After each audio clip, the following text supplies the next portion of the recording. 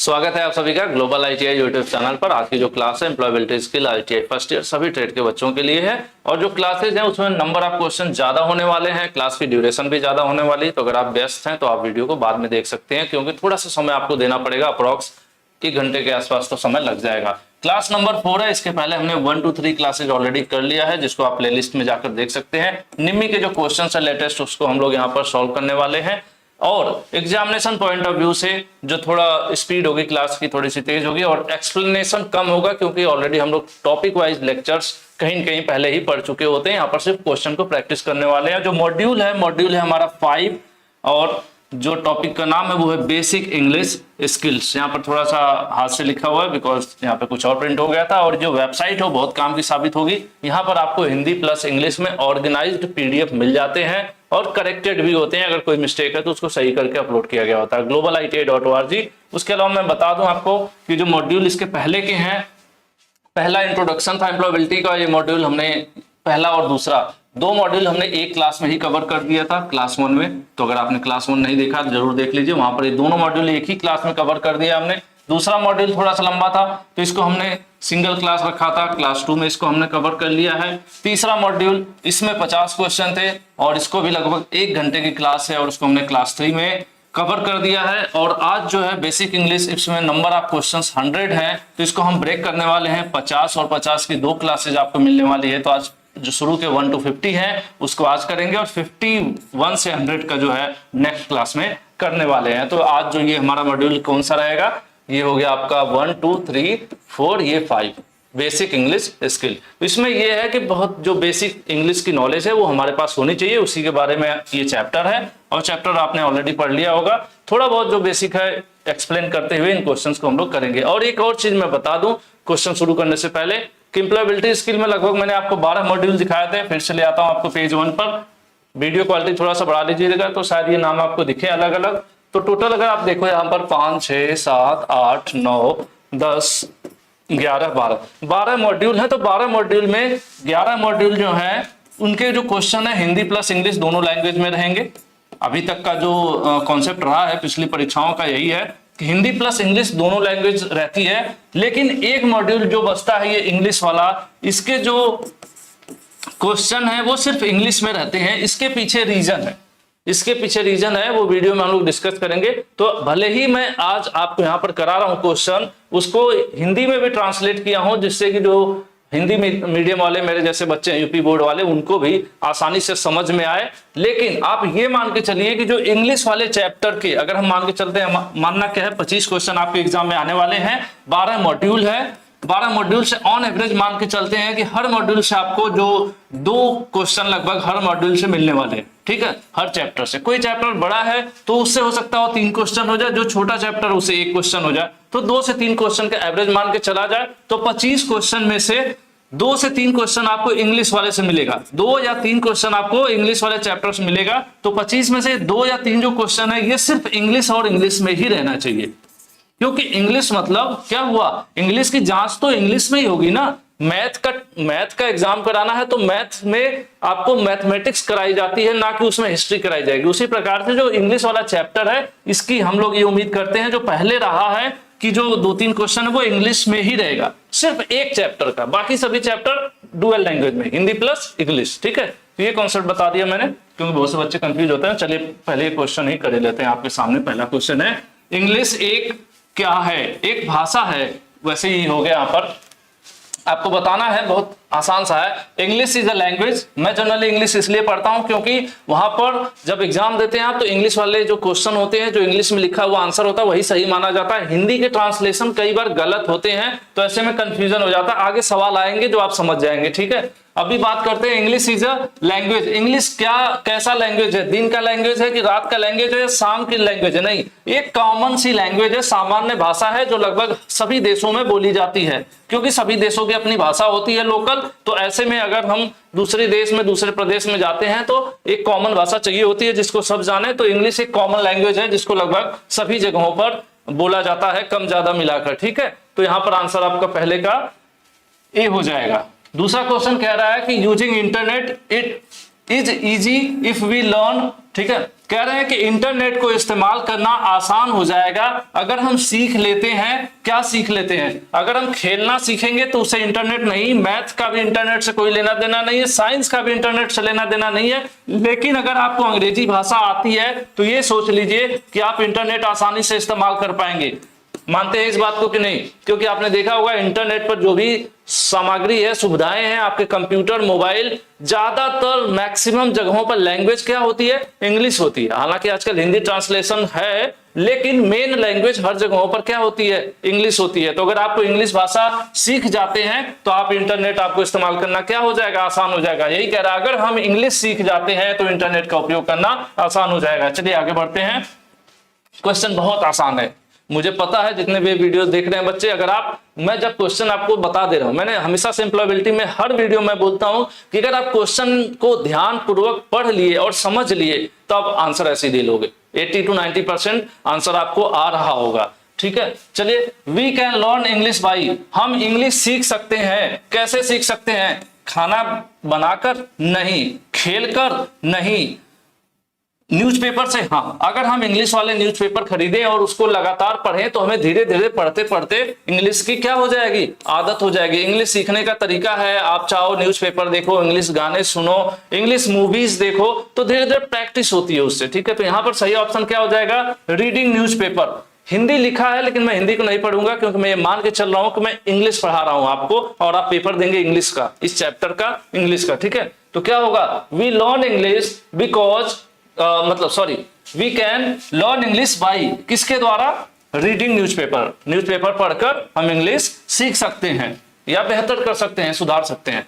Tom tries to read name board advertisement and poster that are in English, this help him to. कह रहे हैं कि Tom है वो घूम रहे हैं तो जगह जगह पर बोर्ड लिखे हुए हैं जिन पे इंग्लिश में नाम लिखा हुआ है, जगह जगह एडवर्टीजमेंट हो रखा है, प्रचार रखा है, उस पर भी सब कुछ इंग्लिश में लिखा हुआ है, और पोस्टर भी लगे हुए हैं जगह जगह इंग्लिश में। तो वो घूम रहे हैं, पार्क में बैठे हैं, टहलते घूमते पढ़ रहे हैं, जगहों के नाम लिखे हुए हैं। जैसे आप रास्ते पर चल रहे हैं तो लिखा हुआ है मिर्जापुर 100 किलोमीटर, इंग्लिश में लिखा हुआ है, तो उनको पढ़ रहे हैं। तो उनको पढ़ने से क्या फायदा होगा? उनको फायदा ये होगा, क्या कर पाएंगे? खेलेंगे, दोस्त देखेंगे नहीं, उनकी इंग्लिश इंप्रूव होगी। धीरे धीरे क्या होगा? इंग्लिश को रीड करने की जो क्षमता होती है, इंग्लिश को पढ़ने की क्षमता होती है, उनकी सुधरेगी। तो उनकी इंग्लिश सुधरेगी ना, कैसे सुधरेगी? अगर वो जगह जगह पोस्टर है, न्यूज़पेपर है, मूवीज है, इंग्लिश पढ़ते हैं। ठीक है, अगर आप भी यहाँ पर इंग्लिश वाले सेंटेंस को पढ़ते हैं बार बार, तो जो चीज गलत है 2 बार 4 बार पढ़ेंगे, मैं क्या बोल रहा हूँ सुनेंगे, तो आपकी इंग्लिश इंप्रूव होगी ना। एग्जैक्टली वही ये कर रहे हैं कि इंप्रूव होने का मतलब है कि इंग्लिश जो है उनकी सुधर रही है, पढ़ने की उनकी स्किल इंग्लिश सुधर रही है, इंग्लिश पढ़ सकते हैं। ठीक है, when people from different state and country meet official, कह रहे हैं कि अलग अलग स्टेट और अलग अलग देश के लोग ऑफिशियली एक दूसरे से मिलते हैं तो एक कॉमन भाषा है, is the commonly used language to communicate with each other. एक दूसरे से बात करने के लिए एक कॉमन सी भाषा है, वो कौन है? मैंने आपको शुरू में ही बताया था कि अलग अलग देश कंट्री के लोगों से बातचीत करने के लिए इंग्लिश ही बहुत सामान्य और कॉमन भाषा है। पहला क्वेश्चन भी पूछा था कि कौन? इंग्लिश क्या है? इंग्लिश एक सामान्य सी बोली जाने वाली बहुत ही कॉमन भाषा है जो लगभग सभी देश में सभी प्रदेश में लोग बोलना जानते हैं, कम ज्यादा। ठीक है, चलिए। Word that are used to name people, place, animal, things are, कह रहे वे शब्द क्या कहलाते हैं जो इस्तेमाल किए जाते हैं, यूज्ड। मैं देखिए तोड़कर मैं आप लोगों को सेंटेंस समझाता हूं, कोई भी क्लास एम्प्लॉयबिलिटी पढ़ा रहा हूं तो सब में मैं क्वेश्चंस को तोड़ देता हूं जिससे आपको समझने में आसानी हो, भले आप इंग्लिश ना जाने तब भी समझ जाते हैं कि जो शब्द हैं इस्तेमाल किए जाते हैं किसके लिए? लोगों का नाम रखने के लिए, जगह का नाम रखने के लिए, या फिर जानवरों का नाम रखने के लिए, किसी सामान का। जैसे मेरा नाम विवेक है, इसका नाम डिजिटल बोर्ड है, इसका नाम स्टाइलस है या पेन कह लीजिए, जिससे रिकॉर्ड हो रहा है उसका नाम कैमरा है, और जहां पर है हम ये उत्तर प्रदेश का गाजीपुर जिला है। तो क्या हो गया? सामान का नाम बता दिया मैंने, इंसान का नाम बता दिया, जगह का नाम बता दिया। तो उसके लिए जो शब्द इस्तेमाल किए जाते हैं उनको क्या कहा जाता है? उनको क्या कहेंगे हम लोग? चाबी नहीं कहेंगे, टेबल नहीं कहेंगे, व्यक्ति नहीं कहेंगे, नेमिंग वर्ड कहेंगे। नेमिंग वर्ड मतलब क्या होता है? जो नामकरण शब्द हिंदी में लिखा हुआ है, जो किसी के नाम को, नाम मतलब नाम जो भी होता है ना, किसी का नाम, मेरा किसी का नाम राम है, किसी का श्याम है, किसी का अभिषेक, किसी का विवेक है, तो क्या है? जो नाम है वो सब नेमिंग वर्ड कहलाता है। और नेमिंग वर्ड को नाउन भी कहा जाता है। आपने पढ़ा होगा नाउन, प्रोनाउन, वर्ब, एडवर्ब, ये सब आपने इंग्लिश में पढ़ा होगा ना। तो नेमिंग वर्ड को नाउन भी कहा जाता है, ये ध्यान रखिए, आगे इससे रिलेटेड क्वेश्चन आने वाला है। तो फिलहाल यहाँ पर आंसर कौन सा सही होगा? आंसर आपका सी सही हो जाएगा। चलिए आगे देखते हैं नेक्स्ट क्वेश्चन। नेक्स्ट क्वेश्चन हमारा कह रहा है naming word are also called. अभी मैं बता रहा था कि नेमिंग वर्ड को और क्या कहते हैं। नेमिंग वर्ड को हम लोग, वर्ब तो क्रियाएं होती हैं, एक्शन वो कार्य होता है जो हम करते हैं, प्रोनाउन को सर्वनाम कहते हैं, लेकिन हमने अभी जस्ट आपको बताया था कि नेमिंग वर्ड को नाउन भी कहते हैं। देखिए आपका सवाल आपके सामने आ गया। तो कुछ भी मैं अगर वीडियो में बता रहा हूं तो समझ लीजिए वो आपके आगे ही आने वाला है, आपके क्वेश्चंस कहीं न कहीं आपको मिलने वाले हैं। ठीक है, बैट्स फ्लाई ड्यूरिंग नाइट। जो बैट्स हैं, बैट्स किसको कहते हैं? बैटमैन आपने सुना होगा ना, जो चमगादड़, उन्हीं की बात हो रही है कि वो उड़ते हैं। कब उड़ते हैं? रात में उड़ते हैं। इन दिस सेंटेंस वर्ड, जो शब्द है बैट, वो क्या है? यहां सेंटेंस में बोला जा रहा है कि चमगादड़ जो है रात में उड़ते हैं। तो चमगादड़ यानी बैट्स। तो कह रहा बैट जो है ये क्या है, ये क्या चीज है? बैट एक नेमिंग वर्ड है, क्योंकि वो किसी क्या कर रहा है, किसी एक तरह से पंछी है, एक तरह से पंछी बोला जाए, जानवर बोला जाए, जो भी, तो उसके नाम को दर्शा रहा है, इसीलिए बैट क्या कहलाएगा? बैट एक नेमिंग वर्ड है। जैसे मैंने आपको बता दिया ना, किसी व्यक्ति को, किसी जानवर को, किसी जगह को, ठीक है, या किसी सामान को पुकारा जाता है जिस शब्द से, वो शब्द नेमिंग वर्ड कहलाता है। ठीक है, उसका नामकरण शब्द कहलाता है। तो यहाँ पर आंसर आपका कौन सा सही हो जाएगा? बोरिंग से कोई मतलब नहीं है, एक्शन, वो कुछ एक्शन की बात होती है तो क्या होता? फ्लाई क्या कर रहा है, जो क्रिया वो करता है उसको एक्शन कहते हैं। तो हमसे एक्शन नहीं पूछा है, उसने पूछा है कि सेंटेंस में वर्ड जो बैट है, बैट क्या है? बैट हमारा एक नेमिंग वर्ड है, यानी इसका ये क्या है? ये नाउन है। अगर एक सेंटेंस देख लिया जाए, सेंटेंस में क्या होता है? सेंटेंस में नाउन होता है, जिसको आप कर्ता कहते हैं, नाउन हो गया। उसके बाद वर्ब होती है, ठीक है, क्रिया होती है, क्रिया को क्या कहते हैं? एक्शन वर्ड कहते हैं। तो यही चीजें हैं, बहुत सिंपल सा है। बैट क्या है? बैट एक नेमिंग वर्ड है। आगे आता जाएगा सब नाउन प्रोनाउन हम लोग सब देखेंगे। ठीक है, Ram was asked to measure his cupboard. Cupboard मतलब अलमारी की बात हो रही है। It was 4 feet tall. Ram ने अपनी बोला गया या इन्होंने मेजर किया अपनी अलमारी को, और उसकी क्या है? अलमारी 4 फीट क्या है? लंबी है या ऊंची है कहा जाए। ठीक है, राम को अपनी अलमारी मापने के लिए कहा गया, तो कितनी निकली वो? 4 फीट लंबी है।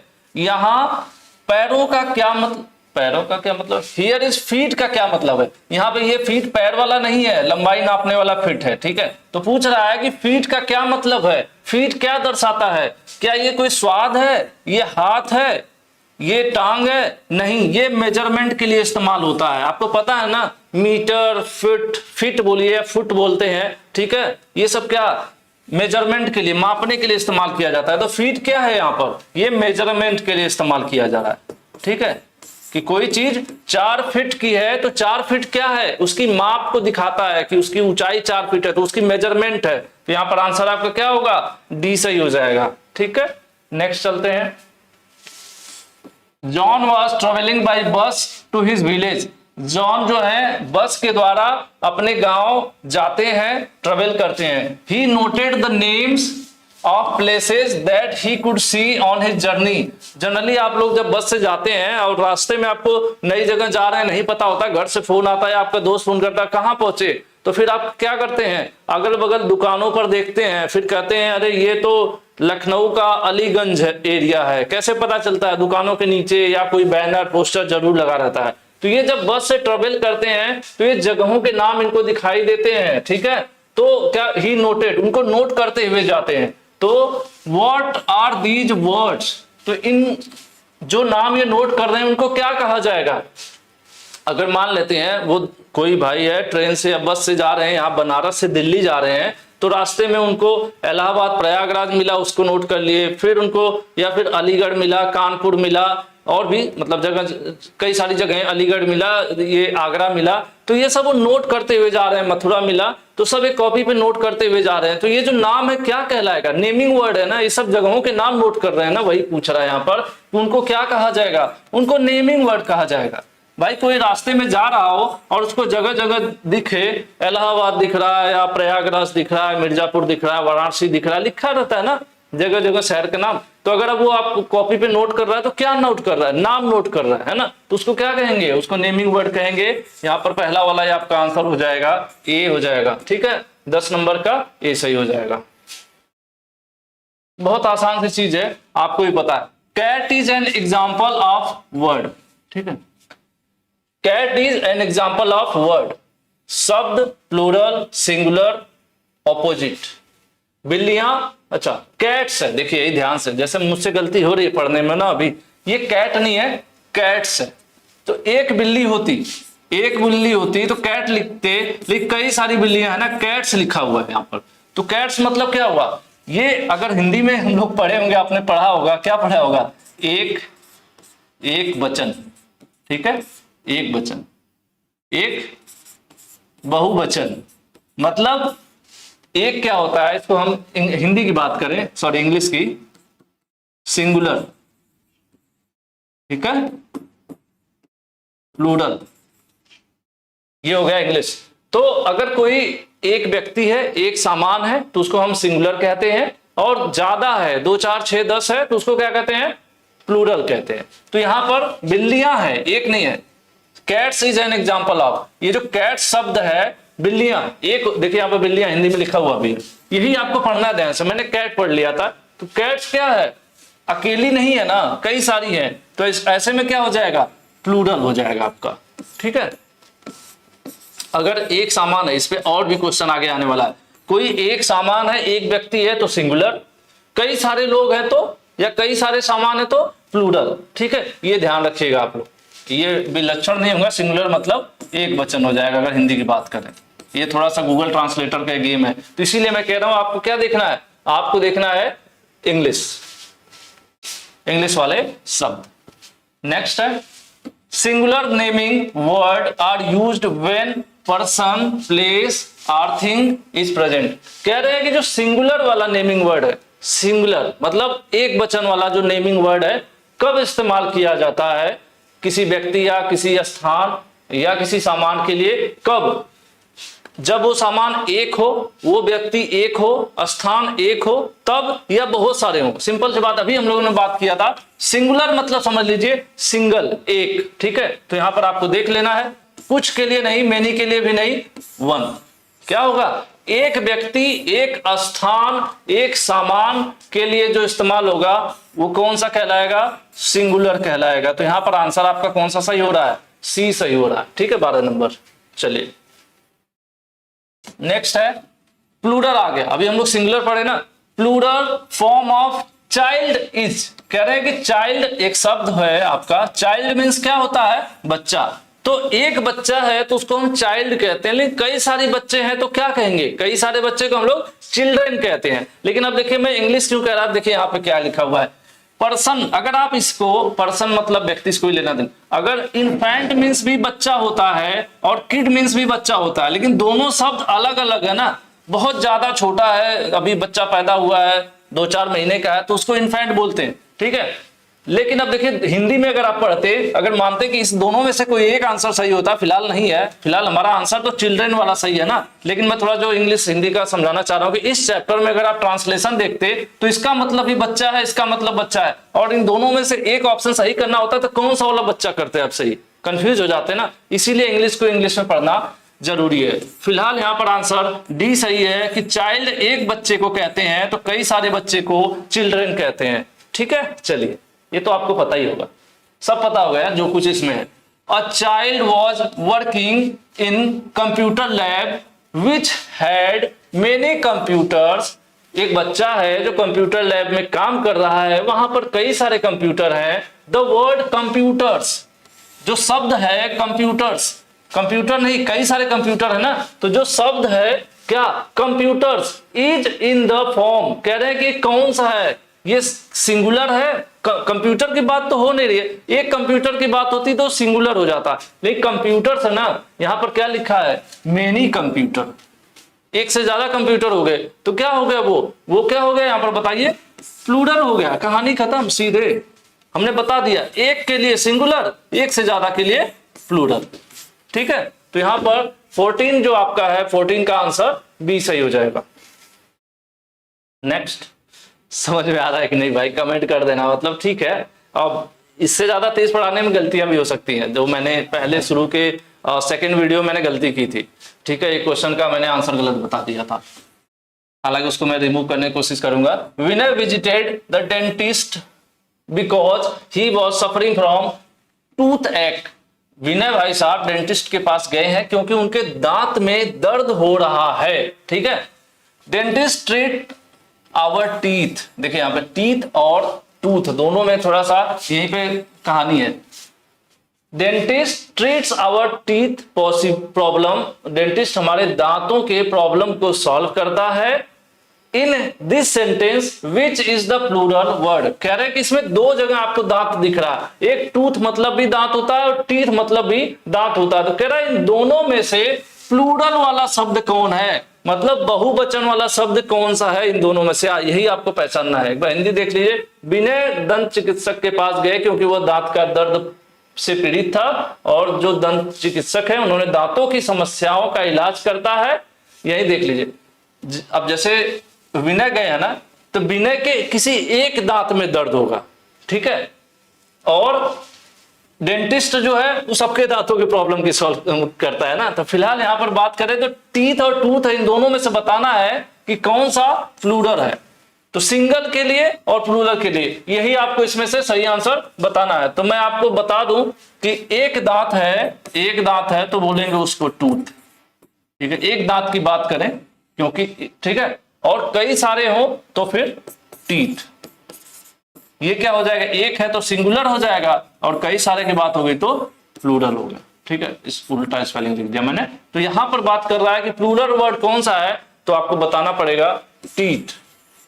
देखिए अब हिंदी आप पढ़ते तो कैसे बताते, इसका मतलब भी दांत है, इसका मतलब भी दांत है, लेकिन इसका मतलब है एक दांत और इसका मतलब है कई सारे दांत, सभी दांत, है ना। तो यही है आपका इंग्लिश और हिंदी की कहानी, जो मैं आपको कह रहा हूं कि इंग्लिश पढ़िए, इस चैप्टर को स्पेशली आपको इंग्लिश में पढ़ना है। ठीक है, इंग्लिश वाले शब्दों पे ध्यान देना है। तो याद रखिए इसको, एक दांत के लिए क्या होगा, एक दांत के लिए टूथ और कई सारे दांत के लिए टीथ। तो ये पूछ रहा था कि प्लूरल के लिए। ठीक है, तो 15 का हमारा जो आंसर है वो ए सही हो जाएगा। ठीक है, नेक्स्ट प्रोनाउन एग्जाम्पल यहां पर दिया हुआ है। प्रोनाउंस एग्जाम्पल है he, she, her, can be used in the place of. किसकी जगह ये इस्तेमाल किए जाते हैं। जनरली आपने देखा होगा कि अगर कोई लंबा सेंटेंस है, ठीक है, कोई लंबा सेंटेंस है, जैसे अगर हमने किसी के बारे में बता रहे हैं कि श्याम जो है, श्याम मतलब श्याम के बारे में बात कर रहे हैं, एक सेंटेंस लंबा चौड़ा कि श्याम यहां रहता है, श्याम डेली स्कूल जाता है, श्याम के मम्मी पापा के नाम है, श्याम वहां रहता है, श्याम इतनी पढ़ाई किया है, श्याम की ये अच्छी बात है, श्याम की ये बुरी बात है। तो जब श्याम के बारे में हमें ढेर सारी बातें लिखनी होती है तो हम पहली बार तो श्याम लिखते हैं, उसके बाद कई सेंटेंस एक साथ आते हैं तो श्याम को संबोधित करने के लिए ही लिखने लगते हैं लोग। वो ऐसा है, वो ऐसा है, वो ऐसा है, इस तरह से, ठीक है, ही लिखने लगते हैं। तो यही बात हो रही है कि श्याम क्या है, श्याम एक तरह से क्या हुआ हमारा, ये नाउन हुआ ना। तो नाउन को बार बार न लिखकर किसी सेंटेंस में अगर नाउन के बारे में ही बार बार बात हो रही है तो उससे रिलेटेड हम लोग क्या लिखते हैं, उससे रिलेटेड हम यहाँ पर प्रोनाउन लिखते हैं। जो प्रोनाउन क्या होता है, प्रोनाउन है ही, सी, हर। ये किसके लिए इस्तेमाल होता है, आदमी है, मैन है तो उसके लिए ही होगा, मेल है तो मेल की बात करें, मेल है तो ही होगा। अगर फीमेल के लिए इस्तेमाल करना है तो सी यूज करेंगे, और फीमेल के लिए ही ये भी इस्तेमाल होता है अगर उसका, उसकी, इस तरह से करना हो। ठीक है, जैसे अगर मेल के लिए करना हो तो क्या करते हैं, हिज करते हैं, हिम करते हैं, ठीक है, और इसी तरह से सी, ईमेल मतलब फीमेल के लिए करना हो तो हर करते हैं। ठीक है, तो यहाँ पर यही बात कर रहा है कि जो प्रोनाउन है किसकी जगह इस्तेमाल किया जाता है, तो प्रोनाउन नाउन की जगह इस्तेमाल किया जाता है। जो श्याम है उसका नाम बार बार ना लिख के उससे रिलेटेड प्रोनाउन हम सेंटेंस में लिखते जाते हैं। तो जो प्रोनाउन होता है उसको और किस नाम से जाना जाता है, तो प्रोनाउन को नेमिंग वर्ड भी कहते हैं। आपको शुरू में याद होगा कि जब नेमिंग वर्ड हम लोग पढ़ रहे थे तो हमने बोला था कि नेमिंग वर्ड को प्रोनाउन भी कहते हैं, तो फिर प्रोनाउन को नेमिंग वर्ड भी तो कह सकते हैं। तो यही कह रहा है कि ये जो नेमिंग वर्ड है श्याम, इसको बार बार न लिखते हुए इसकी जगह हम क्या लिखते जाते हैं, ये वाला प्रोनाउन इस्तेमाल कर लेते हैं। ठीक है, तो यहां पर आंसर आपका कौन सा सही हो जाएगा? डी हो जाएगा, क्योंकि पूछ रहा है कि किसकी जगह ये सब इस्तेमाल किया जाता है, तो ये सब नेमिंग वर्ड की जगह इस्तेमाल किया जाता है। ठीक है, यानी नाउन की जगह ये सब इस्तेमाल किया जाता है, एक ही सेंटेंस में कई बार अगर बोलना हो एक ही व्यक्ति के बारे में। अब देखिए लिखा दे, दे, दे मतलब क्या होता है? वे, अगर बताना है कि कोई 5-10 लोग हैं तो हम बोलते हैं ना कि यार वो लोग ऐसे, वो सब ऐसे कर रहे हैं, या वो वे सब यहाँ पे खेल रहे हैं, इस तरह से बात कर रहे हैं, तो उनको संबोधित करते हैं दे। ठीक है, they is used when we want to refer to, हम इसका प्रयोग कब करते हैं यही हमें बताना है। किसी व्यक्ति के लिए करना है तो ही हो जा, ही सी के लिए नहीं करते। कई सारे लोग, मैंने आपको बताया जब कई सारे लोगों के बारे में बोलना हो, जैसे 8-10 लोग कहीं प्लेग्राउंड में खेल रहे हो, या आपके क्लासरूम के 10 बच्चे हैं, कोई आया तो पूछा कि वो कहाँ गए, तो आप बोल सकते हैं कि वो सब कहाँ गए हैं? प्लेग्राउंड में खेलने गए हैं। अब सबका नाम तो लेंगे नहीं, तो वहां पर दे इस्तेमाल होगा। ठीक है, कई सारे लोग हैं ना, कई सारे बच्चे होंगे आपके क्लास में, तो यहाँ पर आंसर आपका सी सही हो जाएगा। ठीक है, 17 नंबर का आंसर सी सही हो जाएगा, मेनी पीपल के लिए इस्तेमाल होता है। नेक्स्ट है the pronoun I is used for, I जो प्रोनाउन है उसका इस्तेमाल कहां किया जाता है? तो बहुत सारे लोगों के लिए आई नहीं इस्तेमाल किया जाता है, दूसरों के लिए भी आई नहीं किया जाता है। आई कब इस्तेमाल करता है? आपने एक शब्द सुना होगा ना, आई, माई, माई सेल्फ। ठीक है, ये सब किससे? खुद के लिए तो इस्तेमाल किए जाते हैं। मैं, मेरा, मैं खुद, तीनों के मतलब मैं, मेरा, मैं खुद। तो ये जो आई इस्तेमाल होता है किसके लिए इस्तेमाल होगा? My self.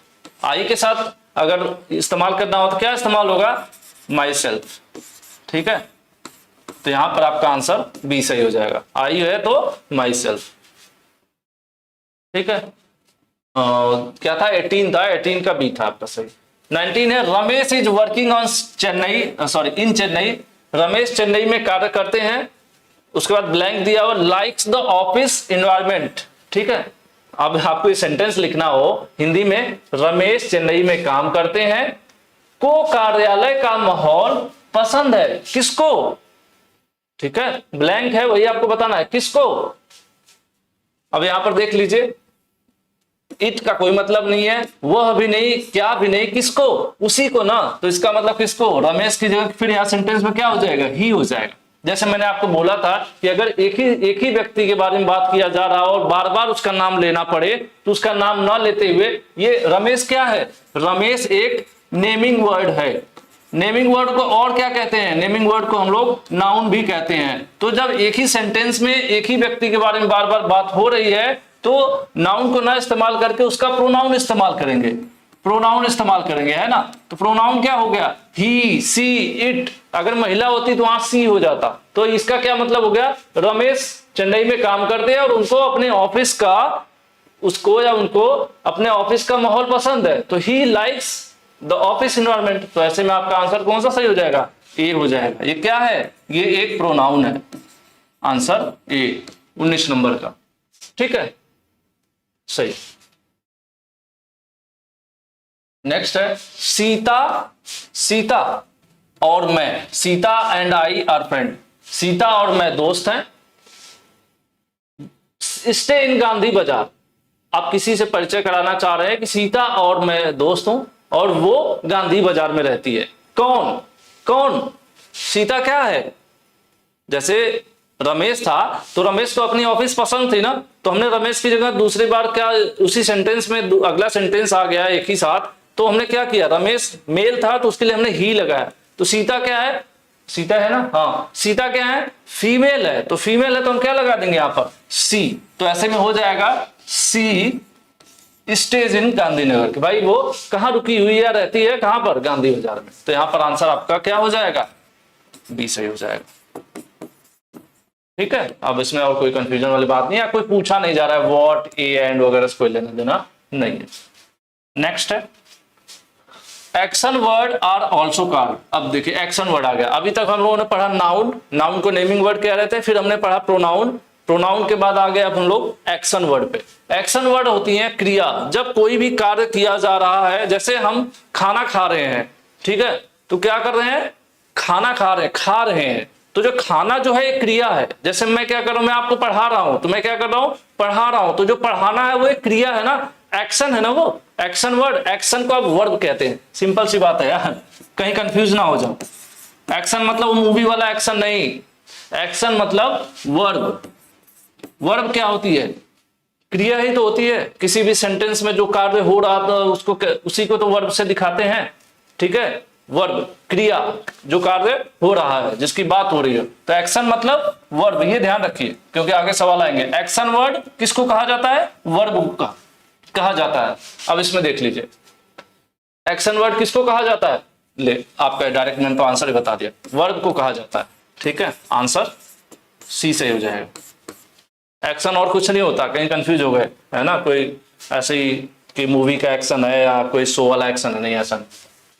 Verb tell the action of, जो क्रियाएं हैं वो बताती हैं किसके एक्शन को बताती हैं, किसके एक्शन को बताती हैं। तो मैं आपको बता दूं कि अगर हम मान के चलते हैं Ram is driving, Ram is driving a car, ठीक है, सिंपल सा एक सेंटेंस है। राम जो है कार ड्राइव कर रहा है, ठीक है। तो राम क्या हो जाएगा? राम क्या हो जाएगा? ये हो जाएगा नेमिंग वर्ड, क्योंकि किसी के नाम को दर्शा रहा है ना, ये हो जाएगा एक नेमिंग वर्ड। नेमिंग वर्ड को क्या कहते हैं हम लोग? नाउन भी कहते हैं। क्लियर है? हम लोग ऑलरेडी कई बार डिस्कस किया। ये जो ड्राइविंग है ना, ड्राइविंग ही तो मेन खेल है, यही है वर्ब। वर्ब यानी एक्शन वर्ड, क्योंकि क्या हो रहा है, कौन सा एक्शन हो रहा है भाई? तो ड्राइविंग हो रही है, कार चल रही है, क्या हो रही है? ड्राइविंग हो रही है, ठीक है। तो यहां पर यही पूछ रहा है कि क्या verb tell the action of, किसके बारे में बताता है? गाय के बारे में बताता है? नहीं। परिवर्तन के बारे में बताता है? नहीं।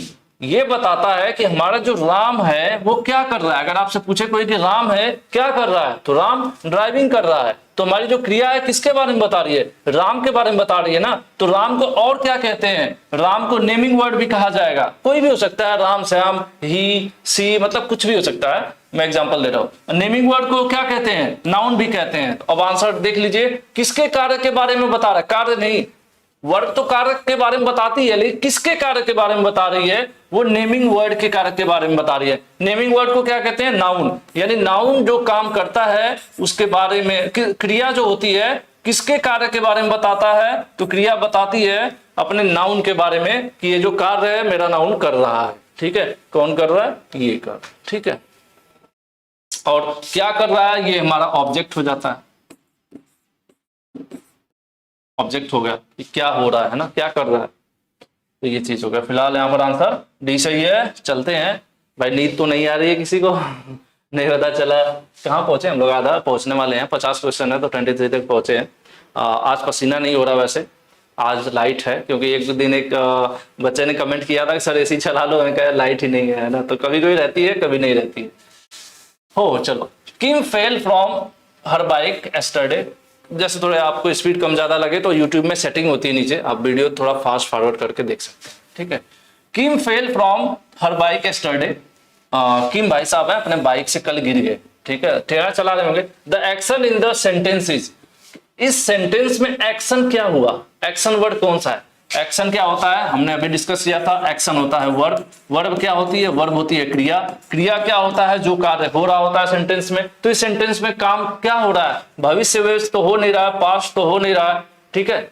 अच्छा एक मिनट, ये पूछ रहा है action word in tense, tense पूछ रहा है, ये नहीं पूछ रहा है एक्शन वर्ड। फिर से देखिए, टेंस पूछ रहा है। तो टेंस की जब बात करेंगे कि कब क्रिया तो हो रही है या क्रिया हुई है, लेकिन कब हुई है?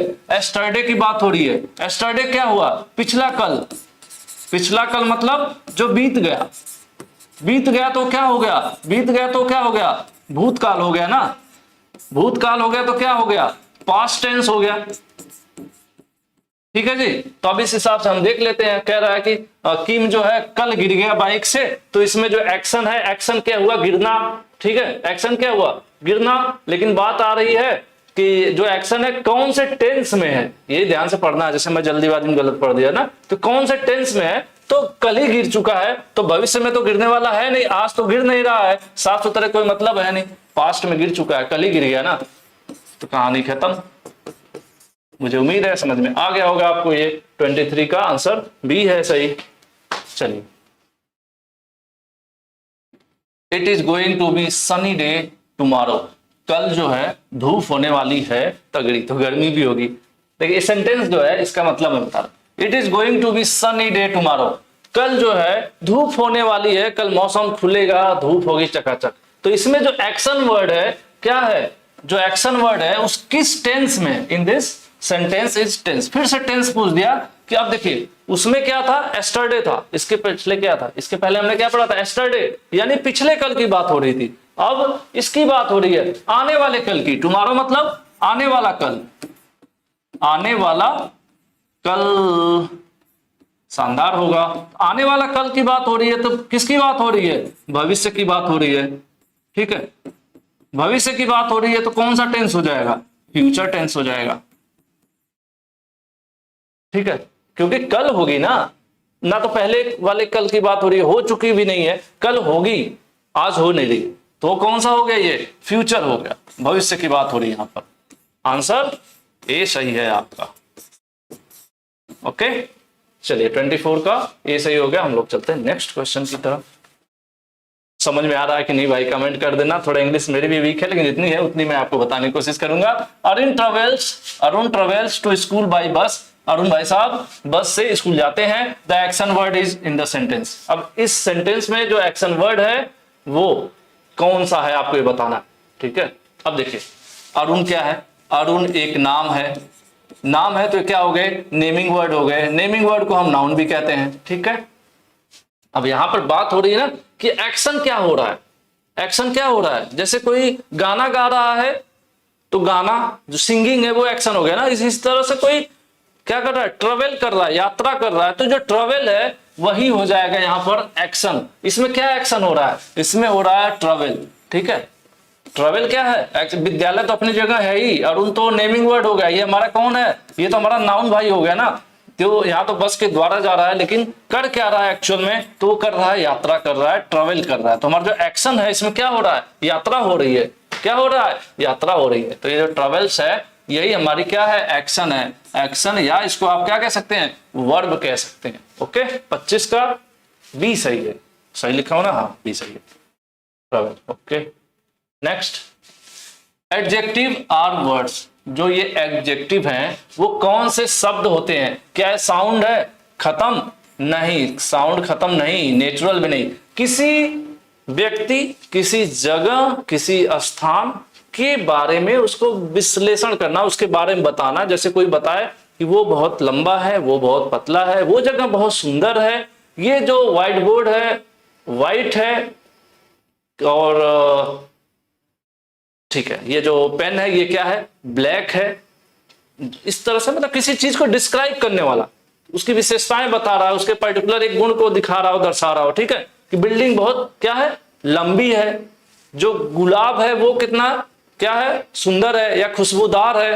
तो ये चीजें, वो बहुत सुंदर है, तो ये चीजें हैं। तो किसी की चीज के बारे में बताने वाला, डिस्क्राइब करने वाला, किसी को डिस्क्राइब करने वाला क्या कहलाता है, एडजेक्टिव कहलाता है। तो अब इससे रिलेटेड अभी हम लोग सवाल करेंगे, बड़ा और समझ में आ जाएगा। एडजेक्टिव मतलब जो किसी के बारे में विशेषताएं उसकी बता रहा हो। ठीक है, अब जैसे आप बता सकते हैं कि मैं जो पढ़ा रहा हूं आपको समझ में आ रहा है कि नहीं, क्लास कैसी लग रही है। अगर जब आप बोलते हो कि क्लास अच्छी लग रही है तो मेरे अंदर तो बैटरी डबल चार्ज हो जाती है ना। तो जो आप बोलते हो क्लास अच्छी लग रही है, तो जो अच्छा है वो क्या है, वही एडजेक्टिव है। ठीक है, describing word add more information to. जो डिस्क्राइबिंग वर्ड हैं वो और इंफॉर्मेशन ऐड कर देते हैं। किसके बारे में और जो इंफॉर्मेशन ऐड करते हैं, खराब, सैड, नंबर से कोई लेना देना नहीं, नेमिंग वर्ड के बारे में कर देते हैं। जैसे अगर हम बोलें Ram is a good singer. Singer की स्पेलिंग यही होगी SINGR, मान लेते हैं, बाकी सही कर लीजिएगा। अगर हम कह रहे हैं Ram is a good singer, Ram क्या है, नेमिंग वर्ड हो गया कि नहीं, नेमिंग वर्ड हो गया। ओके, जिसको हम क्या कह सकते हैं, हम इसको नाउन भी कहते हैं। अब राम की विशेषता क्या है, वो अच्छा सिंगर है ना। क्या है, कैसा सिंगर है, अच्छा। तो ये जो हमारा डिस्क्राइबिंग वर्ड है, डिस्क्राइबिंग वर्ड किसके बारे में और इंफॉर्मेशन दे रहा है, ठीक है। अगर कोई कहता है कि वो टीचर है, ठीक है, कहता है वो टीचर है, और कोई कहता है कि वो अच्छा टीचर है, ठीक है, या फिर कोई कहता है बिल्डिंग है और कोई कहता है वो बहुत बड़ी बिल्डिंग है, तो उस बिल्डिंग के बारे में और पता चल रहा है ना। एक तो सिंपल हो गया वो बिल्डिंग है, और एक कोई बता दे वो पीले कलर की बिल्डिंग है, तो क्या हुआ, बिल्डिंग के बारे में और अधिक जानकारी आपको मिल रही है ना। तो वही बात यहां पर हो रही है कि ये जो डिस्क्राइबिंग वर्ड है किसके बारे में अधिक बताता है, तो जो हमारा नाउन होता है ना उसी के बारे में, यानी नेमिंग वर्ड के बारे में ही बताता है वो, ठीक है। किसके बारे में बताता है, नेमिंग वर्ड के बारे में बताता है। और नेमिंग वर्ड को क्या कहते हैं, नाउन भी कहते हैं। तो एकदम कंफ्यूज मत होना, नेमिंग नाउन, ठीक है, ध्यान रखना। 27 का आंसर ए हो जाएगा। चलिए आगे बढ़ते हैं। It is knife, it is a knife, भैया एक चाकू है, लेकिन बताना है यहां पर कि यहीं पर आपको बताना है कैसा चाकू है। फील द करेक्ट एडजेक्टिव, उसकी विशेषता बतानी है। भाई चाकू की विशेषता क्या होगी, चाकू चमकदार होगा, नहीं, चाकू क्या होगा, हमेशा धारदार होगा, ठीक है। चाकू से वही उम्मीद करेंगे ना कि बढ़िया धारदार रहे, अच्छे से काटे, तो उसकी विशेषता क्या हो जाएगी, उसकी शार्पनेस, ठीक है। देख लेते हैं, दिस से कोई मतलब नहीं है, एंड देयर क्या, कुछ नहीं, शार्प, शार्प तीखा नहीं होगा, यहां पर इसको शार्प मतलब नुकीला कह सकते हैं एक बार भले ही, लेकिन यहां पर शार्पनेस का मतलब है कि धारदार, ठीक है। तो नाइफ क्या होगा, नाइफ जो है शार्प होगा, ठीक है। तो यहां पर आंसर कौन सा सही हो जाएगा कि भाई चाकू की विशेषता बताएंगे तो हम कहेंगे ना चाकू शार्प है, ये थोड़ा ही कहेंगे कि चाकू यह है, चाकू वो है, चाकू वहां है। आंसर बी सही होगा।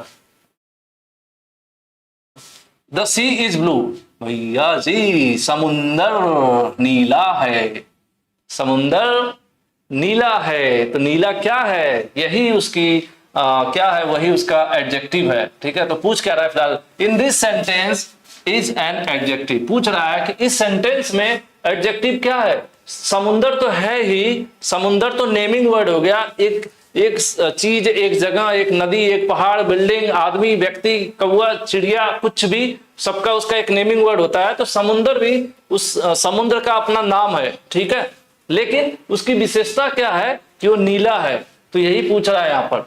तो यहाँ पर आंसर क्या सही हो जाएगा कि इसमें से एडजेक्टिव क्या है, एडजेक्टिव इसमें है ब्लू, आंसर डी। ये तो आप बता ही लिए रहे होंगे। चलिए, Arjun field water into a large pot, बड़ा सा बर्तन है, अर्जुन ने उसमें पानी भर दिया। इन दिस सेंटेंस डिस्क्राइबिंग वर्ड क्या है, इसमें फिर से एडजेक्टिव या डिस्क्राइबिंग वर्ड क्या है, किसके बारे में, मतलब अर्जुन तो है एक नाम, भरना, पानी भरना हो जाए एक क्रिया, ठीक है, बर्तन हो गया एक सामान। ये बर्तन कैसा है, बर्तन छोटा है, बड़ा है, लंबा है, क्या है, यही उसको डिस्क्राइब कर रहा है ना बर्तन के बारे में। तो वही हमसे पूछ रहा है कि इसमें डिस्क्राइब करने वाला शब्द कौन है, तो इसमें जो डिस्क्राइब करने वाला शब्द है वो है लार्ज। जो लार्ज है यही हमारा डिस्क्राइबिंग वर्ड है, डिस्क्राइब कर रहा है ना, किसको डिस्क्राइब कर रहा है, इस बर्तन को डिस्क्राइब कर रहा है। बर्तन कैसा है, बड़ा है, तो ये इसमें पूछ रहा है कि डिस्क्राइब करने वाला शब्द कौन सा है। तो डिस्क्राइबिंग वर्ड जो है हमारा ये है लार्ज। अर्जुन तो हमारा नाउन है, ये आपके कोई एक सामान हो गई, और ठीक है, तो यहां पर आंसर आपका ए सही हो जाएगा। Next, the punctuation in a sentence makes meaningful to understand, ठीक है। एक्चुअल में आपने देखा होगा पंक्चुएशन क्या होता है, हम फुल स्टॉप लगाते हैं, क्वेश्चन मार्क लगाते हैं, कॉमा लगाते हैं, ठीक है, ये एक्सक्लेमेटरी लगाते हैं, इस तरह से आपने निशान देखा होगा। तो ये क्यों लगाया जाता है, एक्चुअल में जब इनको हम लगाते हैं ना तभी सेंटेंस का सही मतलब समझ में आता है। इसको हम देख के ही बता देते हैं कि सेंटेंस में क्या है, ये सेंटेंस प्रश्नवाचक है, इसमें क्वेश्चन पूछा गया है, ठीक है। ये एक्सक्लेमेटरी बताता है कि अगर कोई हमारा विस्मयबोधक सेंटेंस है, जैसे हम लोग कहते हैं वाह क्या बिल्डिंग है यार, है ना, तो जो वाव हम एक तरह से सरप्राइजली कुछ इस तरह से बोल रहे हैं, तो उसको हम विस्मयबोधक कहते हैं, इससे पता चलता है। और कई बार हमें एक ही चीज के बारे में लगातार सेंटेंस लिखना होता है, एक सेंटेंस चाहते हैं वहां फुल स्टॉप नहीं लगाना है क्योंकि सेंटेंस लंबा लिखना है, लेकिन फिर भी उसमें कई भाग बनते जाते हैं, तो हम लोग कॉमा से अलग करते हैं। कॉमा से अलग नहीं करेंगे तो कभी भी सेंटेंस सही से पढ़ नहीं पाएंगे, ठीक है, आपने एक स्टोरी वगैरह सुना होगा, हम लोग सुनते थे कि कोई एक लेटर लिखने वाली औरत थी, उसको बहुत थोड़ा पढ़ी लिखी कम थी, तो लिखती थी कि क्या कि घर पर जल्दी आना, बकरी ने बच्चा दिया है माँ को, कुछ इस तरह से। क्यों? क्योंकि उसने कॉमा नहीं लगाता, तो सेंटेंस पढ़ने वाले को कंफ्यूजन हो जा रही थी, उल्टा सीधा पढ़ रहा था ना। तो वही चीज यहाँ पर तो ये कह रहा है कि वाक्य में विराम चिन्ह, यानी जो मैं ये पंक्चुएशन बता रहा हूं कि कॉमा, फुल स्टॉप और ये सब लगाना जरूरी क्यों है? क्यों जरूरी है? क्योंकि हम उससे बेहतर तरीके से मीनिंगफुल, हम उसको सेंटेंस को क्या कर सकें, सेंटेंस को मीनिंगफुल बना सकें। मीनिंगफुल मतलब क्लियर कर सके, सही से पढ़ सके, तो साफ पढ़ने के लिए जरूरी है। आंसर डी सही हो जाएगा। पंक्चुएशन क्यों होता है? Punctuation is used in a sentence to make the meaning clear to understand. Clear मतलब साफ कर देना, जिससे हमें वो क्या हो, समझ में आ जाए, अंडरस्टैंडेबल हो। ठीक है, उसी के लिए जरूरी होता है कि हम ये पंक्चुएशन वगैरह इस्तेमाल करें। आंसर डी सही हो जाएगा। ठीक है, नेक्स्ट देख लेते हैं। नेक्स्ट क्वेश्चन कह रहा है the beginning of a sentence should start with letter. कोई भी सेंटेंस है इंग्लिश का, जब वो स्टार्ट हो रहा है तो उसका पहला शब्द जो है कैसा होना चाहिए? तो हम सभी लोग बचपन से ही जान रहे हैं कि कोई भी सेंटेंस अगर हम लिखते हैं तो जो उसका पहला शब्द होता है वो कैसा रहता है?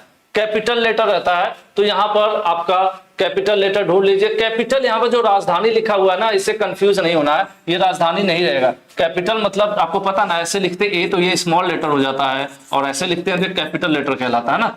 तो कैपिटल को हिंदी में क्या कहते हैं फिलहाल मुझे नहीं पता, बड़ा अच्छा नहीं। तो ये आपका आंसर ए सही हो जाएगा। कैपिटल लेटर से हमारा जो है स्टार्ट होता है। पहला सेंटेंस कोई भी हो, उसका पहला शब्द हमेशा कैपिटल होना चाहिए।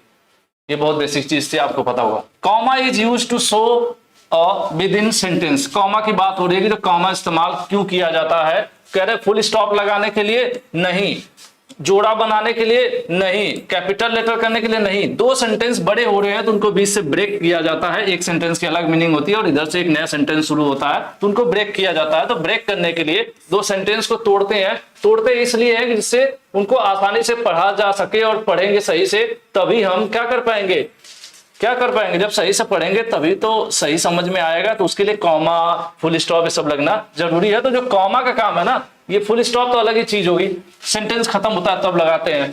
ठीक है, कैपिटल लेटर तो हो गया, हमने आपको बता दिया कि शुरुआत में पहला अक्षर बड़ा लिखते हैं। तो ये जोड़ा का यहाँ पर कोई कॉन्सेप्ट नहीं बन रहा है। ये ब्रेक करने के लिए, सेंटेंस को ब्रेक करने के लिए कॉमा लगाते हैं या जोड़ा के लिए लगाते हैं? सर बताइए, हम कंफ्यूज हो गए।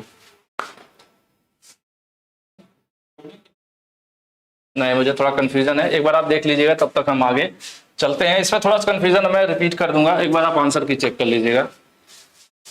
Sita wanted to ask Neema about her summer plan. Sita जो है नीमा से उनके समर प्लान के बारे में पूछ रही है या पूछना चाहती हैं, और चूज द करेक्ट आंसर। इसमें से आपको सही आंसर बताना है कि वो कैसे पूछेंगी, सही तरीका बताना है। नीना इज योर प्लान, नहीं ये ऐसा कुछ नहीं। Nina what is your summer plan, ये सही सेंटेंस है। व्हाट नीना आस्क, इसका भी कोई मतलब नहीं है, सिंपल सी बात है। हमसे ये कहा जा रहा है कि नीना समर प्लान के बारे में मतलब सीता जो है नीना से समर प्लान के बारे में पूछना चाहती है। नीना तुम्हारा छुट्टियों का क्या प्लान है? तो कौन सा सेंटेंस सही होगा? यही वाला होगा ना, नीना भाई, नीना बहन आपका क्या प्लान है छुट्टियों का? तो उसके लिए यही सेंटेंस सुटेबल है आपका। ठीक है, आंसर बी। नेक्स्ट हम लोग थोड़ा 33 को होल्ड पर रख के चलते हैं। 33 में थोड़ा कंफ्यूजन है। Add comma whenever it is necessary after meeting, after the meeting we will go out. कह रहे हैं ये जो सेंटेंस है उसमें कॉमा लगाना है। कौन सा सेंटेंस में? After the meeting we will go. देखिए इसमें दो सेंटेंस बोला जा रहा है, आफ्टर द मीटिंग और वी विल गो आउट। ठीक है, after the meeting and we will go out, तो दो चीजें हो रही ना। ये कहा जा रहा है कि मीटिंग के बाद, इतना एक सेंटेंस हो गया, मीटिंग के बाद, और दूसरा क्या करेंगे हम लोग? हम बाहर जाएंगे घूमने। ठीक है, तो क्या हो जाएगा? After the meeting comma we will go out, यही होना चाहिए। आप यहां से ढूंढ लीजिए, आफ्टर इतना सारा नहीं लगेगा, after the meeting we will go out, आपका आंसर बी सही हो जाए। ठीक है, आंसर बी सही हो जाएगा 35 का। ठीक है, बाकी 33 सही है, मैंने अभी वेरीफाई कर लिया, तो एक बार मैं आप कर देता हूं, जैसे कंफ्यूजन हो जाता है कई बार, तो ये ठीक है। जो एक सेंटेंस है उसको ब्रेक करने के लिए, तो यही अभी हम लोगों ने किया भी। तो यहाँ पे आप देख भी रहे होंगे कि यहाँ पर क्या था लो बहुत आगे चला गया, इतना जल्दी क्या है, चलो वापस आओ। ये देखो हमारे पास एक बड़ा सेंटेंस था, यहां से लेकर यहां तक था, लेकिन अब सेंटेंस दोनों एक साथ कंफ्यूज कर देता, तो प्रॉपर के लिए पंक्चुएशन जरूरी था, तो हमने यहाँ पर एक कॉमा ले लिया, सेंटेंस को क्या कर दिया, ब्रेक कर दिया। अब हमारे लिए आसान है, पहले हम पढ़ लेते हैं, इतना पढ़ लेंगे, उसके बाद उधर वाला पढ़ लेंगे, तो कोई कंफ्यूजन भी नहीं होगा। चलिए अगला क्वेश्चन देखते हैं। सेंटेंस है, सेंटेंस जो होते हैं क्या होते हैं, जो सेंटेंस होता है, जैसे ये सेंटेंस है, लिखा है यहां से यहां तक, a comma what is necessary, तो ये पूरा भाग क्या कहा जाएगा, एक वाक्य कहा जाएगा ना। वाक्य में क्या होंगे, शब्द होंगे ढेर सारे। तो यही यहां पर पूछ रहा है कि जो वाक्य है वो क्या होता है, सेंटेंस क्या होता है। कह रहा है क्रियाएं, सिर्फ क्रियाएं थोड़ी होंगी, सिर्फ नाउन थोड़ी होगा, सिर्फ लेटर थोड़ी होगा। जो हमारा सेंटेंस है उसमें क्या होगा, नाउन भी होगा, ठीक है, नाउन भी होगा, एक्शन वर्ड भी होगा, वर्ब भी होगा, एडजेक्टिव भी होंगे। जैसा सेंटेंस होगा उतने ही चीजें होंगी, लेकिन पर्टिकुलर सिर्फ वर्ड थोड़ी होगा। ग्रुप ऑफ वर्ड, कई सारे शब्द मिलेंगे, कई सारे शब्द मिलेंगे, तब जाके एक क्या होगा, सेंटेंस, एक वाक्य पूरा होगा। शब्द क्या होगा, जैसे हमने लिख दिया राम, ये एक शब्द हो गया, लेकिन राम स्कूल जाता है मैंने लिख दिया, तो ये क्या हो गया, ये एक सेंटेंस हो गया। तो इसमें कई शब्द लिखा मैंने ना, राम भी लिखा, स्कूल भी लिखा, जाता भी लिखा, है भी लिखा, तो यही चीजें कह रहा है। Group of word with complete meaning, meaning के साथ कई सारे शब्द एक साथ हों, लेकिन ऐसा भी नहीं कि हमने ऐसे लिख दिया, राम लिख दिया, गाजीपुर लिख दिया, स्कूल लिख दिया, फुल स्टॉप लगा दिया। तो ऐसा भी नहीं है कि कई सारे शब्द बस जोड़ दें, वो वाक्य नहीं कहलाएगा। वाक्य मतलब कई सारे शब्दों को मिलाकर एक वाक्य बने जिसका कुछ अर्थ निकले। जैसे ये था, राम स्कूल जाता है, 4 शब्द हो गए, तो उसका एक मीनिंग निकला ना। इसका तो कोई मीनिंग है नहीं, राम गाजीपुर स्कूल, 3, इसमें भी मैंने शब्द लिख दिया, लेकिन कोई अर्थ नहीं निकल रहा ना। तो वही चीज ये कह रहे हैं, ग्रुप ऑफ वर्ड, कई शब्दों का ग्रुप, कई शब्दों को एक साथ लिखना जिसका कोई मतलब निकले, उसी को हम कहते हैं सेंटेंस या वाक्य। उम्मीद है आपको समझ में आ गया होगा। नेक्स्ट है, a declarative sentence tell us some information about explanation it and with it. ठीक है, कह रहे हैं कि डिक्लेरेटिव सेंटेंस, सेंटेंस भी अलग अलग टाइप के होते हैं, ठीक है। जैसे कुछ सेंटेंस ऐसे होते हैं एक्सक्लेमेटरी सेंटेंस कहे जाते हैं, जैसे मैंने आपको बताया कि वाह कितनी सुंदर बिल्डिंग है, ठीक है। एक होता है डिक्लेरेटिव, मतलब सिंपल सेंटेंसेस जो क्लियर मैसेज देते हैं किसी के बारे में, ठीक है, वही बात कर रहे हैं यहाँ पर। Declarative sentence tell us some information, explanation. जैसे अगर कहा जाए आईटीआई की परीक्षाएं एनसीवीटी बोर्ड कराता है, आईटीआई की परीक्षाएं एनसीवीटी बोर्ड कराता है, फुल स्टॉप। इसमें क्या है, इसमें एक फुल इंफॉर्मेशन है, तो इसके लास्ट में सिंपल सी बात है, क्या लगता है, फुल स्टॉप। हिंदी है तो खड़ी पाई हो जाती है, क्या है ना। तो ये सिंपल सा सेंटेंस है, तो ऐसे में आपका क्या इस्तेमाल होगा, पूर्ण विराम। आंसर सी, ठीक है। तो जब भी डिक्लेरेटिव की बात हो तो सिंपल सेंटेंस जिसमें एक कोई इंफॉर्मेशन होती है, एक पूरी बात होती है, कंप्लीट सेंटेंस होता है, उसके लास्ट में हमेशा फुल स्टॉप लगाता है। और ये क्या होता है, क्वेश्चन मार्क वहां लगता है ऐसा सेंटेंस, जैसे मैं आपसे पूछूं कि आपकी ट्रेड कौन सी है या आप किस ट्रेड से आईटीआई कर रहे हैं, तो जब मैं आपसे बोलूंगा आप किस ट्रेड से आईटीआई कर रहे हैं, तो लास्ट में मैं क्वेश्चन मार्क लगाऊंगा, क्योंकि मेरे सेंटेंस में क्या है, एक सवाल है, इंटोग्रेशन है, मैं किसी चीज के बारे में जानना चाहता हूं, इंटोग्रेशन कहते हैं उसको, इंटोग्रेटिव सेंटेंस कहते हैं, ठीक है। तो फिलहाल उसमें क्वेश्चन मार्क लगता है। चलिए अभी आएगा तो हम लोग समझ लेंगे। नेक्स्ट चलते हैं, an exclamatory sentence end with. Exclamatory sentence जो मैं आपको बताया था विस्मय बोधक वाला, तो उसका ये निशान होता है इस तरह से, तो ये है आपका सिंपल है। एक्सक्लेमेटरी के लिए एक्सक्लेमेटरी मार्क्स ही लगता है लास्ट में, अगर एक्सक्लेमेटरी सेंटेंस है तो एक्सक्लेमेटरी वाला निशान लगेगा। आंसर डी सही, डी, ठीक है, 38 का डी से हो जाएगा। अभी आएगा सेंटेंस में आपको दिखा भी दूंगा, ध्यान रखिएगा, एक्सक्लेमेटरी याद रखिए, एक्सक्लेमेटरी का निशान यही है और एक्सक्लेमेटरी सेंटेंस के लास्ट में ये लगता है, ठीक है। और प्रश्नवाचक वाले जो इंट्रोगेटिव होते हैं उसमें ये लगता है, ठीक है। तो चलिए आगे चलते हैं। नेक्स्ट है वाओ, देखिए आ गया वाओ, उसके बाद ये निशान लगा हुआ है यहाँ पे, wow the flowers in the park are beautiful. ये विस्मयबोधक सेंटेंस कहलाते हैं हिंदी में, इसी को एक्सक्लेमेटरी कहते हैं। वाओ क्या सुंदर पौधे लगे हुए हैं पार्क में, है ना, मतलब आदमी थोड़ा सा एक फीलिंग के साथ बोलता है, तो वहां पर ये इस्तेमाल किया जाता है, ठीक है। तो इसको क्या कहते हैं, तो इसको हम कहते हैं एक्सक्लेमेटरी, मैंने आपको ऑलरेडी बता दिया, ठीक है। आंसर बी, 39 का आंसर बी से हो जाएगा कि ये क्या है, ये कैसा सेंटेंस है, तो ये एक्सक्लेमेटरी सेंटेंस है, एक्सक्लेमेटरी, ठीक है, ये हो गया।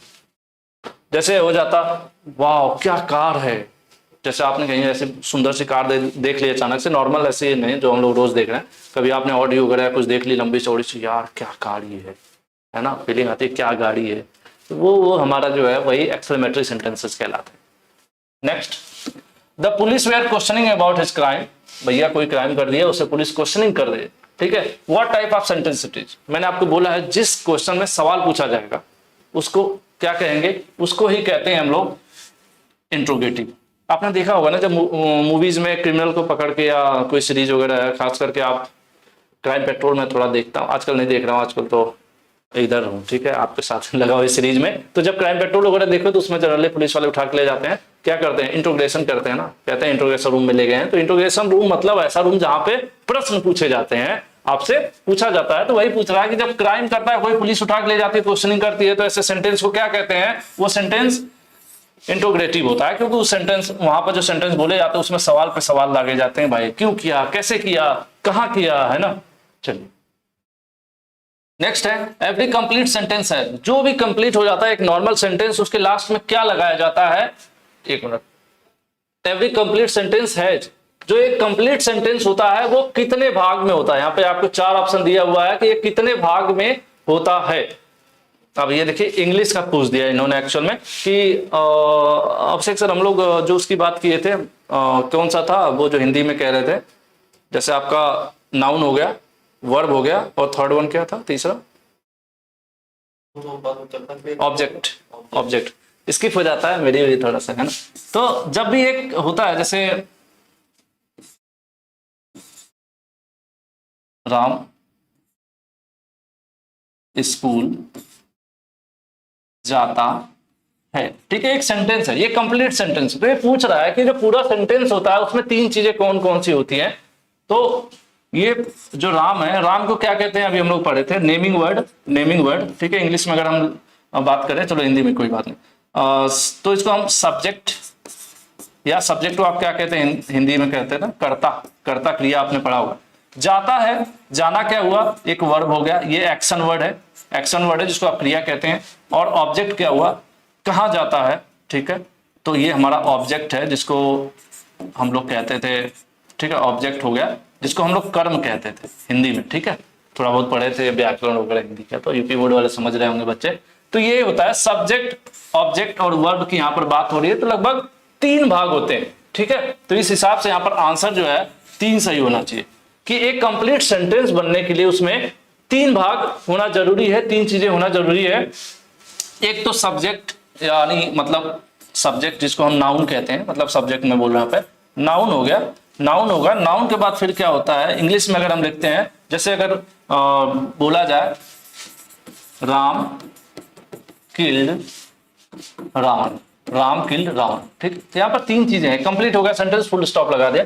राम जो है नाउन हो गए, ठीक है, और किल्ड जो है एक हमारा वर्ब हो गए, क्योंकि एक एक्शन है, क्रिया है, और ये जो है किसको मारा गया, ऑब्जेक्ट, ठीक है। तो ये 3 चीजें हैं, तो कितना भाग हो गया, एक सेंटेंस को कंप्लीट करने के लिए कम से कम 3 भाग होते हैं, वही यहाँ पर आंसर आपका सी सही हो जाएगा।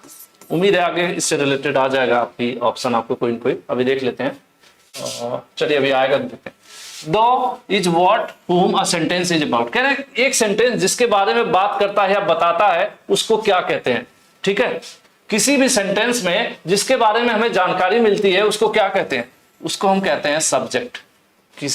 किसी भी सेंटेंस में भी हम लोग कह रहे हैं ना सब्जेक्ट, बता तो रहा मैं आपको, सब्जेक्ट ऑब्जेक्ट वर्ब, तो वही चीज है। किसी सेंटेंस में जिसके बारे में जानकारी मिलती है, क्रिया तो एक्शन वर्ड हो गया, ऑब्जेक्ट हो गया, यहाँ पर प्रेडिक्ट का कोई मतलब नहीं, सब्जेक्ट विषय, ठीक है, वो विषय का यहाँ पर विशेष नहीं, यहाँ पर एक तरह से देखा जाए तो यहाँ पर नाउन की बात हो रही है कि किसी भी सेंटेंस में नाउन के बारे में ही पता चलता है। जैसे राम ने रावण को मारा, किसने मारा, राम ने मारा, ठीक है। बिल्डिंग बहुत ऊंची है, कौन ऊंची है, बिल्डिंग, बिल्डिंग क्या है, नेमिंग वर्ड है, नेमिंग वर्ड क्या है, नाउन है, ठीक है। तो वही चीजें है, तो यही आपका है सब्जेक्ट ही, सब्जेक्ट के बारे में ही बात होती है। अगर एक सेंटेंस है, सेंटेंस में किसके बारे में बात हो रही है, तो सब्जेक्ट में हमेशा, मतलब एक सेंटेंस में हमेशा सब्जेक्ट के बारे में बात होती है, ठीक है।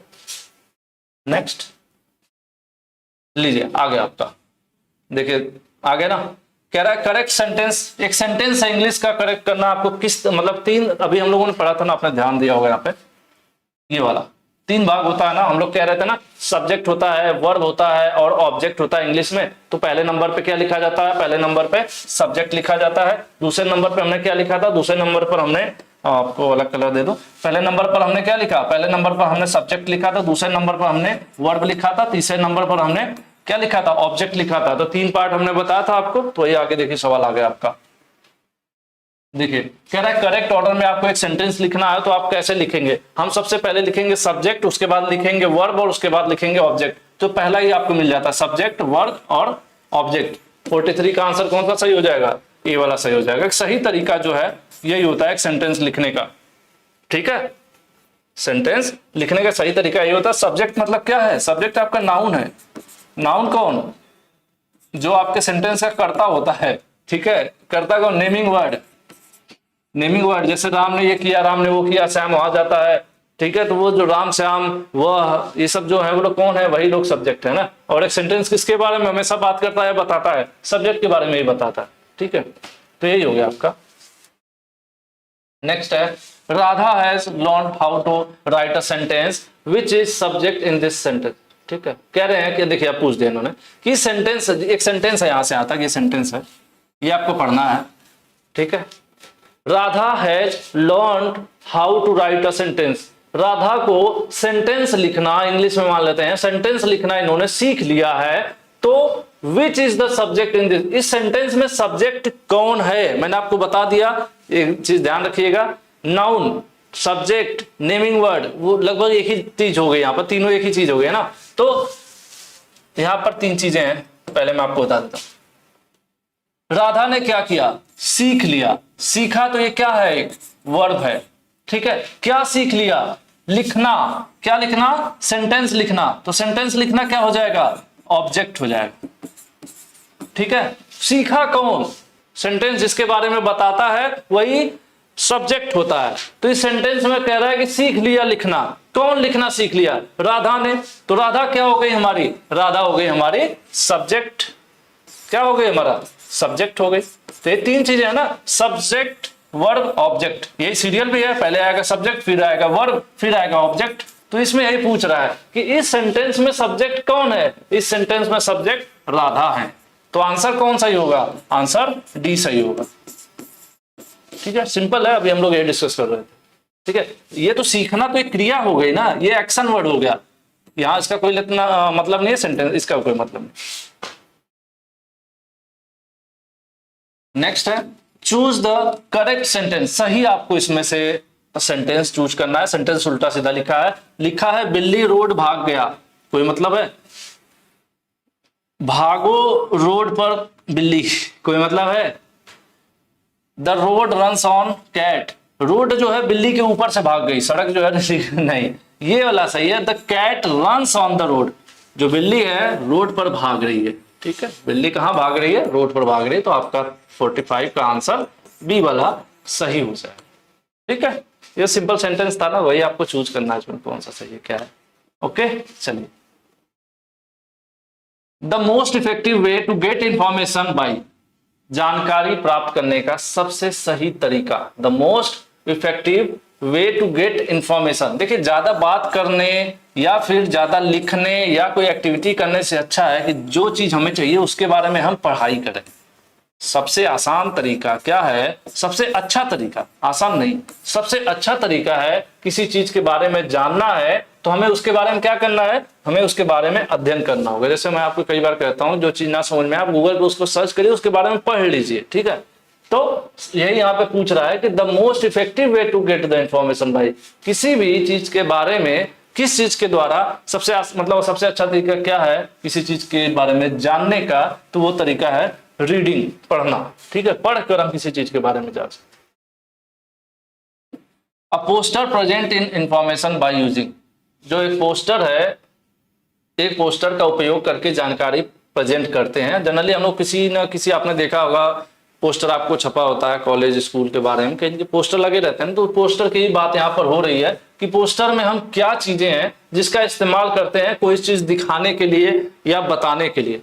तो उसमें हम कोई नॉवेल या उपन्यास नहीं लिखते हैं, एक पोस्टर में हम कहानी भी नहीं लिखते हैं, और प्रैक्टिस के लिए नहीं होता है। जनरली हम लोग उसमें फोटोज और कलर्स का इस्तेमाल करके पोस्टर बनाता है। आपने देखा भी होगा पोस्टर में ज्यादातर इमेजेज होती हैं, कलरफुल पोस्टर्स होते हैं, उसमें कुछ फोटोज होती हैं और कुछ कलर्स होते हैं, उसका कॉम्बिनेशन बनाया जाता है। उसी को हम लोग जनरली क्या कहते हैं, यूज करते हैं पोस्टर के रूप में, या उसी का पोस्टर कहा भी जाता है।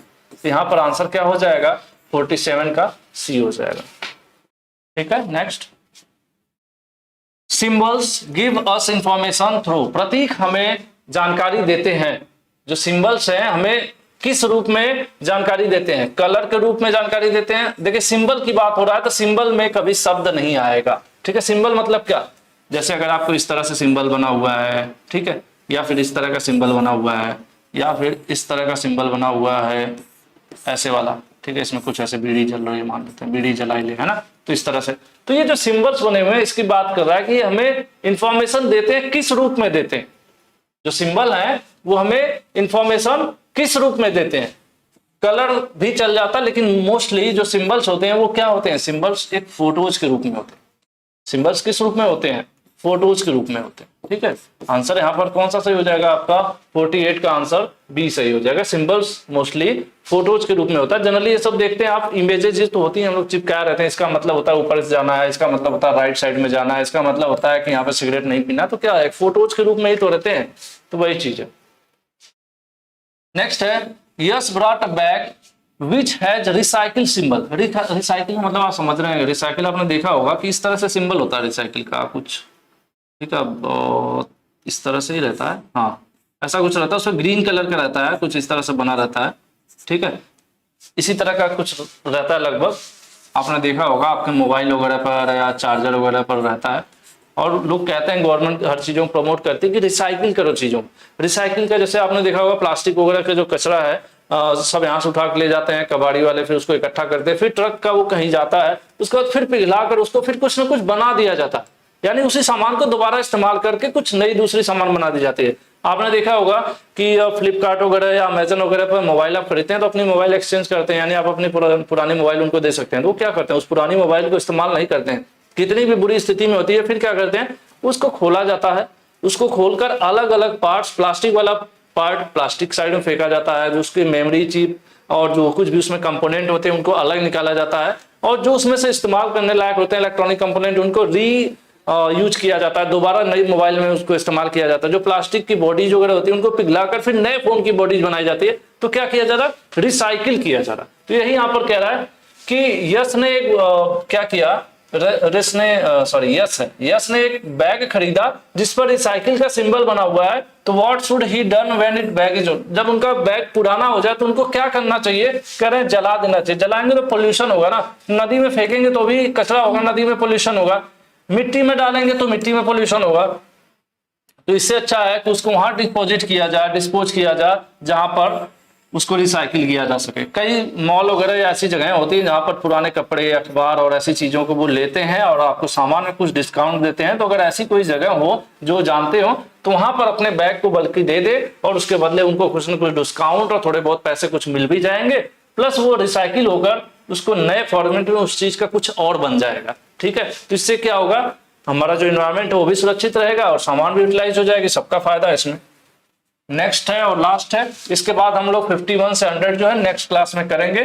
उम्मीद है आप लोगों को क्लास पसंद आई होगी, हालांकि आज पता नहीं लंबी है कि शॉर्ट है तो बाद में पता चलेगा। राज वाज ड्राइविंग टुवर्ड मैसूर, ठीक है, राज जो है जा रहे हैं, मैसूर जा रहे हैं। On the way he found few arrows marked next to the Mysore on the board, उनको कुछ निशान मिला। एरोज आपने देखा होगा ना, जब कहीं आप जाते हैं तो बोर्ड नहीं लगे रहते हैं, बोर्ड में इस तरह से कुछ बोर्ड ऊपर की तरफ रहता है, लिखा रहता है, क्या लिखा रहता है कानपुर 45, और कुछ इधर साइड में उसी बोर्ड पर देखेंगे इधर को भी बना रहता है, कुछ ऐसे टेपर भी बना रहता है कि थोड़ा सा आपको ऐसे मुड़ना है, ये दिखाता है आपको राइट मुड़ना है। अगर आप जाना चाहते हैं लखनऊ, तो लखनऊ जाना है तो आपको इधर 50 किलोमीटर है तो इधर मुड़ना है। तो वही यहाँ पर बात हो रही है कि राज जो है मैसूर की ओर गाड़ी चला रहा था, रास्ते में उसे बोर्ड पर मैसूर के बगल में कुछ तीर अंकित मिले हैं। तो ये क्या बता रहे हैं, तो ये जो तीर हैं वहां पर लगे हुए, ऊपर लगे रहते हैं ना बोर्ड वगैरह पे, तो क्या बताते हैं, तो क्या कोई नक्शा है, रास्ता नहीं, वो डायरेक्शन बताते हैं कि किस दिशा में उनको जाना है, डायरेक्शन बताते हैं कि किस दिशा में जाना है। अगर उनको कानपुर जाना है तो सीधे जाएंगे, लखनऊ जाना है तो राइट साइड को मुड़ जाएंगे। तो क्या बता रहा है, तो जो तीर है हमारी दिशा बता रही है। ठीक है, हाँ, पूरी उम्मीद है कि आपको क्लासेस पसंद आई होंगी। और जो पीडीएफ है आप ग्लोबल आईटीआई की वेबसाइट से डाउनलोड कर सकते हैं। ठीक है, www.globaliti.org आप सर्च कर सकते हैं। बाकी आज की क्लास कैसी लगी आपसे ये उम्मीद जरूर है कि आप कमेंट जरूर करके बताएंगे। और वीडियो को थोड़ा लाइक कीजिए, शेयर कीजिए। जितनी मेहनत से मैं बना रहा हूँ उतनी मेहनत से आप पढ़िए भी और उतना ही शानदार आप रिजल्ट जरूर लाना, क्योंकि बिना रिजल्ट के मेहनत उतनी सही कारगर नहीं मानी जाएगी, है ना। तो अब आज के लिए हम लोग इतना ही रखते हैं। जल्द मिलेंगे, जल्द क्या, नेक्स्ट वीडियो के साथ जरूर मिलेंगे। इसके आगे के अभी जो क्वेश्चंस हैं 51 से 100, क्योंकि इस चैप्टर में 100 क्वेश्चन है, तो 51 to 100 हम लोग नेक्स्ट वाली क्लास में करने वाले हैं। धन्यवाद।